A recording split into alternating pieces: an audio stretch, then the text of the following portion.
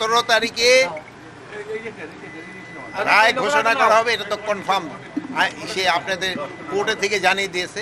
এটার জন্য আইন শৃঙ্খলা বাহিনী তাদের যা যার প্রস্তুতি নেওয়া নিয়েছে এবং এটার ক্ষেত্রে কোনো ধরনের কোনো রকম কারো কোনো আশঙ্কা নেই।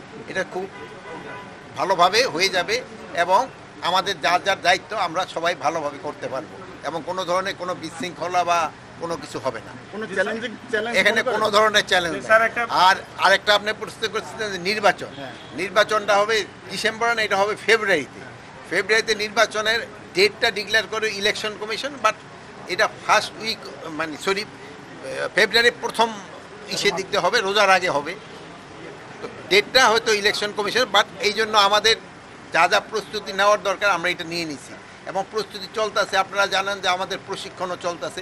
টানা তৃতীয়বার অর্জন করেছে দেশের সেরা সুপার ব্র্যান্ড স্বীকৃতি বসুন্ধরা টিস্যু।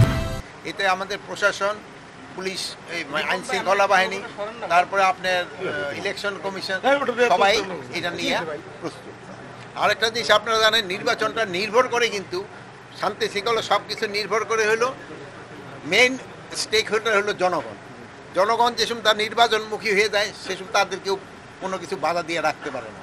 আর নির্বাচন আরেকটা বড় ফ্যাক্টর হয়ে গেছে হলো রাজনীতি দলগুলি, যারা নির্বাচনে যাবে তারা যেসব নির্বাচনমুখী হয়ে যাবে সেই সময় কোনো সমস্যা হবে না। আমার মনে হয় তারা অলরেডি নির্বাচনমুখী হয়ে গেছে, যেহেতু সবাই তাদের মোটামুটি তাদের প্রার্থীতা কিন্তু ডিক্লেয়ার করে ফেলছে অনেকেই।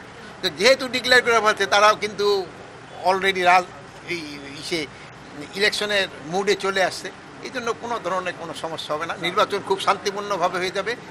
আমরা সবাই সহযোগিতা করব এবং নির্বাচন শান্তি, এতে আপনাদের সহযোগিতা সবচেয়ে বেশি দরকার।